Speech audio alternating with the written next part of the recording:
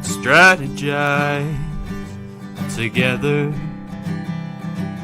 Let's hear it from an expert. Join the conversation, it's informative and free. You and me, let's talk some strategy.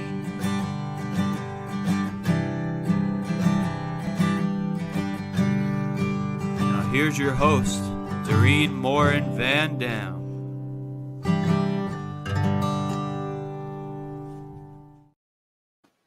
Hello, everybody. Yes, I am your host, Dorien Morin-van. Thank you so much for tuning in live to Strategy Talks. I want to make sure that everybody is welcomed. Those who are here live, those who are here watching this on the replay, put hashtag replay in the comments so that my guest and I can answer questions if you have them. And we know that you're watching the replay. And a special shout out to our podcast listeners. This is episode 19. Thank you so much for listening to this episode. I have a wonderful guest with me today. Before I introduce her to all of you, I want to do a quick shout out to Social Insider. Those is a wonderful company that sponsors Strategy Talks. They are the intuitive dashboard for social media analytics, reporting, and competitors analysis for brands and agencies and for social media professionals just like you and me. So thank you so much, Social Insider. And now, without much further ado, I'm going to bring my guest onto the screen with us. Welcome, Anne. Hi, thanks for having me. Absolutely. So let me give everybody your bio so they know who I'm talking to today. So Anne Popolizio is the owner. See, I knew I was going to do this, Anne. Is the owner of the digital marketing agency Social Squid. In school, Anne was the nerdiest of creatives and the most creative of the nerds. This balance serves her well in social media. She focuses on specificity in storytelling for your ideal client, and she's obsessed with analytics so you can measure the results of your effort. She's been doing social media for businesses since 2011 and knows how to leverage your social media following into real customers. So, Anne, I have read your bio before and I absolutely love it. The nerdiest of nerds, right? Absolutely. This is great. So, Anne, we're going to talk about tracking ads performance, something that business owners need to know about. Yeah. So there were some big changes recently. If you listened to Facebook, the sky was falling. It was the end of the world. Everyone was freaking out. Everyone was panicking. Major news outlets were reporting on it. If you were paying any attention, this was the iOS 14.5 update. Big changes were made, but what you and I are going to talk about today is whether or not the sky actually fell. And did it? No, it did not fall. No, all was well. Okay, all right. So let's start with that, right? So you're a business owner, you're watching this. I've got this expert here, Anne. What are some things that people need to know? You just said the sky didn't fall, which is great. So what are some things we need to know? Because changes were made and things are not working as they were before. Yeah. So the biggest changes that were made with this update, you may have noticed if you have an iPhone, it now pops up and asks you, allow app to track across other applications or websites. And, most people, I think something like 88% of people are saying, nope, myself included. I mean, come on. So that was the biggest change, especially the most front-facing, most visible change that was made. There's consequences to that, right? So that was going to be my question. So 88% of people say no, don't track me. What does that mean? So what that means, where the consequence was for advertisers, particularly Facebook advertisers, is most retargeting was done through, actually, let me rephrase that, not necessarily most, but retargeting, a large part of retargeting was done through pixel-based retargeting. So the pixel is a little piece of code that you put onto your website, and it was browser-based, and it's kind of like a cookie, and a little little code goes on your site. And every time a customer visited your website and they visited page A, page B, page C, and then they opted in for a lead magnet, or they purchased whatever, or they added a product to cart and then pieced out. Your website was sending a message back to Facebook saying, hey, this person just did X, Y, Z, also A, B, and C. And what changed is now people have the option to say, no, Facebook doesn't get to send that message back when I'm on my iOS device. If I have opted out, Facebook doesn't get to track me across other things, then that browser-based pixel isn't going to fire as accurate. I mean, it's going to fire. It's just not necessarily the sense of that. Facebook will check to make sure someone's opted out of tracking. And then if they have, then it doesn't record, supposedly. That's a lot of information. So that information changes the way you, as an ad specialist, place ads or put ads together, or your ability, what does it? So that we've all been there, right? You go to buy that Christmas sweater, you are on the website. You decide, maybe I better ask my husband if he really wants that Christmas sweater. So I back out the cart, I go to Facebook, and boom, there's that same exact Christmas sweater, which is crazy, right there on Facebook. Are you sure you don't want to buy this, right? So if that doesn't happen, so how do you then, as a retailer, as an advertiser, as a service provider, as a product provider, how can you now run the ads? So what does that mean? How does that impact? Yeah. So just a little side note, most of those kinds of ads, if you went onto Facebook and that sweater was there, yes, that was Facebook's pixel firing. The website was talking back to Facebook, and Facebook was like, oh, this person wants this product. And Facebook was then serving the ad. But most of those kinds of retargeting ads are actually through Google ads. And that wasn't impacted by this because Google uses what are called first-party cookies, and Facebook was using a third party, and that was the issue. We're not going to get into those details right now, but Google still has all its game on. But to answer your question, how do you as an advertiser deal with this kind of situation? So one thing that was not impacted was on Facebook, retargeting based on Facebook behavior or on Instagram behavior. That didn't change. And so Facebook still knows that Facebook still knows what you're doing on Facebook. If I'm running an ad for a particular product and you clicked on that ad, Facebook still knows that you clicked on that ad. And so there can be retargeting based on, at the Facebook level.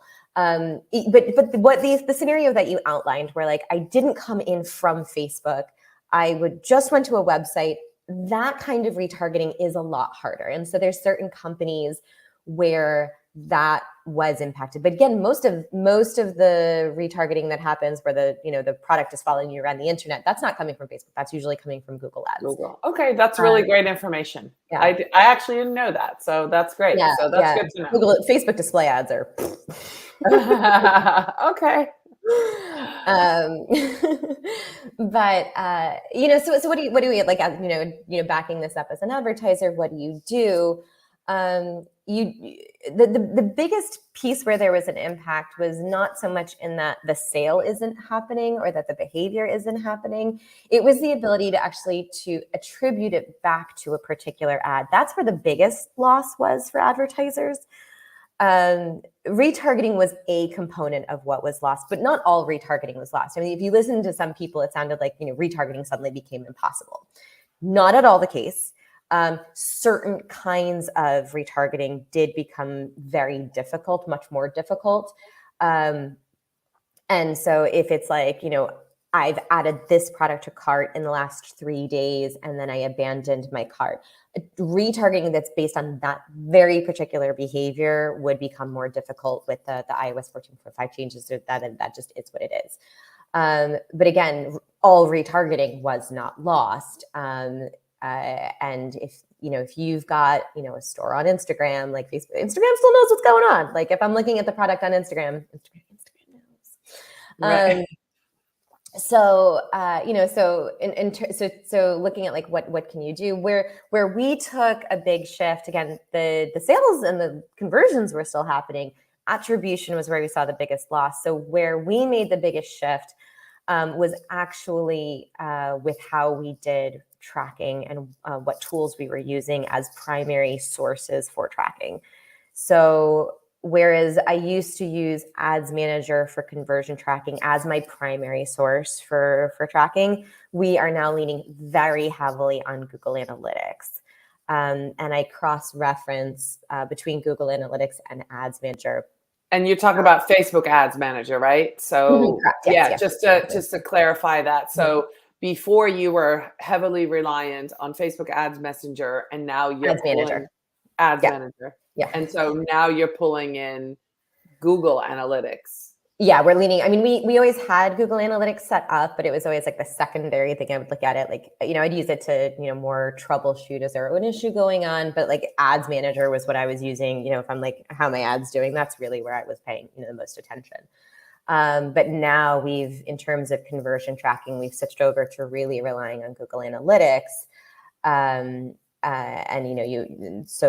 So looking at like what advertisers can do, you definitely want to make sure that your Google Analytics is properly set up, that you've got goals set up, and that you also have Google Analytics 4 set up, because that is the big change that's coming next year. Google Analytics 4. Tell us a little bit more about that. Yeah, so basically Google Analytics, as we know it, is going bye-bye. And they've come out with GA4. If you've been doing Facebook advertising, it's actually maybe going to be a little less crazy, because it's going to be more event-driven. And that's language that Facebook marketers really understand already. So that's a little plus for us. But it's going to allow you to, the priorities of tracking and the strategy for tracking are going to change. We don't need to get into too much detail here about what that's going to look like. No, but yeah. Yeah. So just talking about, if you're a business owner, you've been running Facebook ads, you have somebody in charge, checking with them that they have not just access to the ads manager, but you give them all needed access to Google Analytics. Yes. Ask them about Google Analytics 4. Are you prepared? Are you getting ready?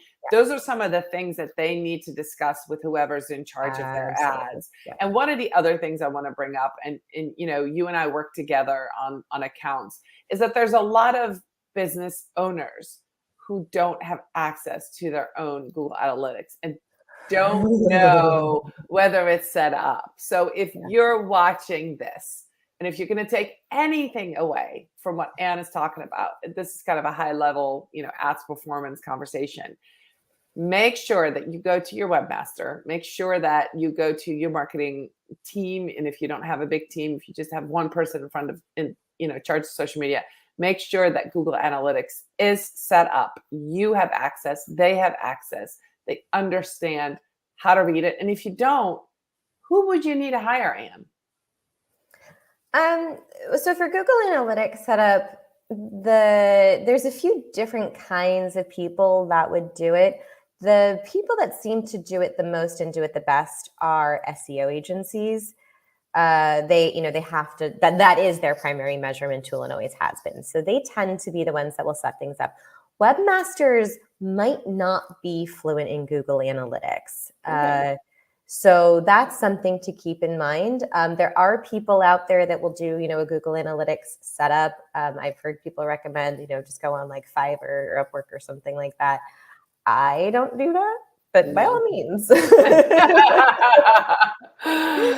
But typically any SEO agency will know how to do correct Google Analytics setup. Okay. And that makes sense. So, investing in paid ads it's the next step, right? I actually interviewed somebody just a little while ago, talked about SEO, and was talking to him about, kind of what your, where you get your clients and how they enter. And he said, actually, one of the questions that I ask people, if they'd invested any money in marketing. If they have not invested any money in marketing, they don't need to come to my agency and ask about SEO, because you have to invest in marketing. So if we apply that to this conversation, if you're ready to do Facebook ads, you have to be investing money in marketing, right? You have to have somebody who's doing social media, who's doing other types of marketing. You have to have a website. You have to have all those pieces in place. And then, we're talking about ads. Now, if somebody's already running ads, this is an important conversation to have with whomever is running the ads, and asking for reports, right? So let's talk a little bit about reporting, because you're talking about tracking the ads. What are some things that people need to look for, or people should pay attention to now that this shift has happened and new things are coming? Yeah, that's a really important question. So obviously you want to look at what your conversions are. You want to decide what are the numbers that you need to track in order to measure success for you. And then you want to look at those numbers every single month. You also want to make sure that you look at numbers in context with each other. You don't want to just look at a single number and have a panic attack over it. Look at numbers in context. And, if you've got a blog article and you're looking at bounce rate's not a meaningful metric to the success of a blog article. The point of a blog article is to read the article. Most people are going to go, if I've clicked off from a Facebook ad, I'm going to click off the Facebook ad, I'm going to land on the article, I'm going to read the article, and then I'm going to go back to Facebook. That's standard behavior, and I wouldn't have an expectation of something different. The meaningful touch is that they read the article, and so that's the measurement. The time on page is the measurement that's more important for something like a blog article. That being said, if you want to have your blogs be, use your blogs for conversion, then you want to look at, conversion opportunities and optimizing that. But that's a whole other process. That's not the question you just asked. So look at the conversions. Look at the other piece too, is especially like with the lead generation. If you're doing like straight e-commerce, it's pretty straightforward. Like you had X number of view content, of view product, you had X number of, or Y number of add to carts, and you had so many purchases, and you want to calculate the conversion rates between each one of those steps. Those are really critical numbers for you to be paying attention to. And that's pretty straightforward. It's very linear. If you're selling a lower price point product, it's not hard to make those sales. The challenge, especially like if you're in the B2B space, if it's like a high consequence purchase, it's a long buying cycle. So now we're talking about things like insurance, real estate, anything B2B. Especially if you're dealing with mid-size or larger companies, you're no longer dealing directly with the owner. There you need to look at, obviously, lead generation. You want to be paying attention to cost per lead, but cost per lead is not the be all and end all. What you ultimately want to be paying attention to is your cost per acquisition. So you need to be paying attention not just to how many leads come in, but how many customers come out the other end. Right. And for some areas that gets really muddy. You lose the attribution.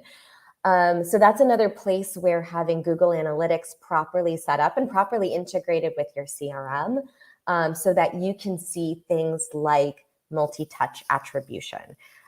Someone has visited your website X number of times, took X, Y number of actions on your site, read your email, and you can see this pattern evolving over time. If you have a good CRM, it's going to give you that information. If you have your Google Analytics and your website integration set up properly, you start to get that information, and then you start to be able to map out an actual customer journey.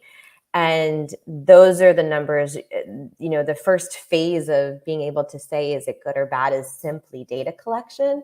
And then, looking at what's actually happening, getting a sense of that. And then you can start to, test something. It's like, okay, we made this change. What was the consequence? And then we made another change. What was the consequence? And so those are, I think, numbers that pretty important to be paying attention to. Each business is going to be slightly different, but That's awesome. Well, Anne, thank you for your time today. We are actually already at the end.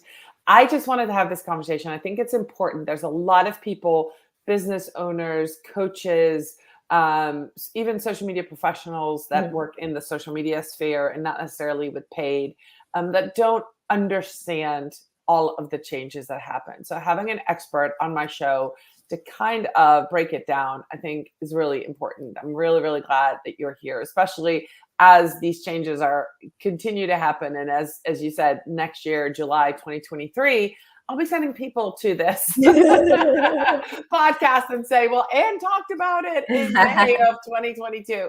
So we do have a rapid fire round that I forgot to tell you about. So I'm going to ask you 3 questions. Okay. They're very simple. Video meetings or in-person meetings? Video. Okay. Angry client or angry coworker? Angry coworker. Book smarts or street smarts? Book smart. All right. Awesome. Well, Anne, tell our listeners and our viewers where they can connect with you and how they can connect with you.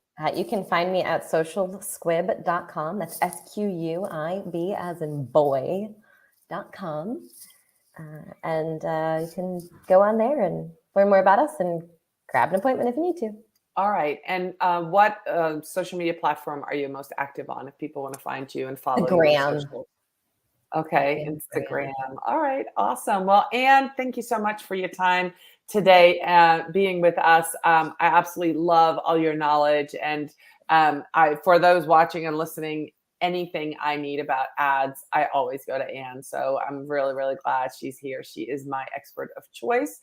Thank you so much for listening. Thank you for watching. If you have any questions, tag Anne and she can answer them. Go to her website, learn more about Social Squib. And thank you so much, Anne, for being here with me today. Thank you for having me. Bye, everybody. Bye.